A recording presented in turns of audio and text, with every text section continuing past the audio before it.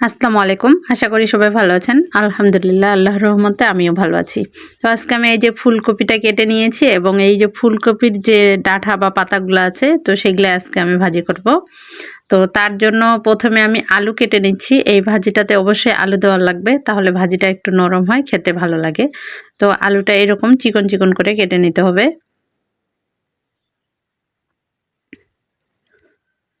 তো আমার আলু কেটে নেওয়া হয়ে গেছে।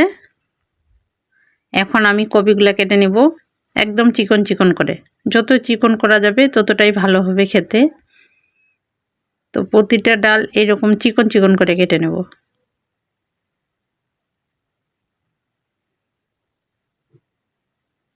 একদম পাতলা চিকন চিকন।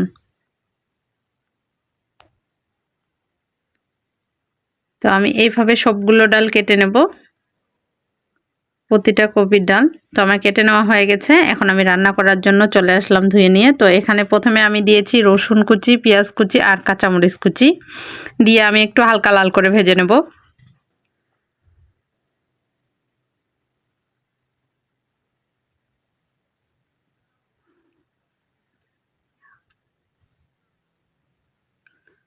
তো এখন আমি কয়েকটা শুকনো মরিচ দিয়ে দিলাম। দিলাম জিরার গুঁড়া দিয়ে আর একটু ভেজে নেব।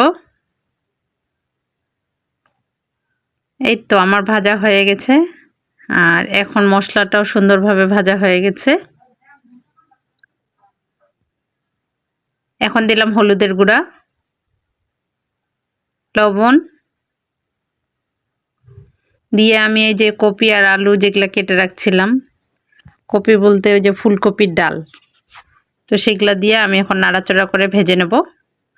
তো এই পর্যায়ে চুলার তাপ কিন্তু খুব হাই রাখা যাবে না, মাঝামাঝি রাখতে হবে।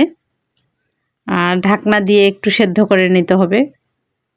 ঢাকনা দিয়ে দিলে তাড়াতাড়ি সেদ্ধ হয়ে যাবে।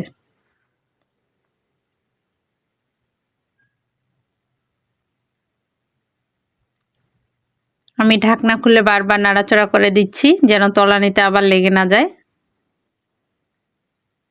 এই কপির ভাজিটা কিন্তু যে কোনো সঙ্গে ভালো লাগে, গরম ভাতের সঙ্গে, রুটি পরোটার সঙ্গে সব কিছুর সঙ্গেই খাওয়া যায়। তো এর মাঝে একটা কথা বলে নেই, আপনারা যারা এতক্ষণ ধরে আমার ভিডিওটি দেখছেন তাদেরকে অসংখ্য ধন্যবাদ। এবং আপনারা যারা ভিডিওটি দেখছেন কিন্তু এখনও ভিডিওতে লাইক দেননি, দয়া করে একটা লাইক দিয়ে দিবেন। একটু ধৈর্য সহকারেই কিন্তু নাড়াচাড়া করতে হবে। তো এক সময় কিন্তু এরকম লাল লাল হয়ে যাবে, একটু ভাজা ভাজা হবে, ঠিক তখনই কিন্তু কপিটা নামিয়ে ফেলতে হবে। আমার এই যে কপির ডাল হয়ে গেছে সেদ্ধ। আমি আরেকটু ঢাকনা দিয়ে ভেজে নেব। এই যে আমার ভাজিটা থেকে কিন্তু তেল ছেড়ে দিয়েছে, এখন আমি তুলে নিচ্ছি। তো মাশাআল্লাহ আমার ভাজিটার কালার কিন্তু অনেক সুন্দর হয়েছিল আর খেতেও কিন্তু দারুণ। আজকে আর ভিডিওটি বাড়াবো না। ভিডিওটি ভালো লাগলে অবশ্যই লাইক, কমেন্ট এবং শেয়ার করবেন। তো আজকে এই পর্যন্তই। সবাই ভালো থাকবেন, সুস্থ থাকবেন। দেখা হবে আবার আরেকটি নতুন ভিডিওর সঙ্গে। তো আজকে এই পর্যন্তই। আল্লাহ হাফেজ।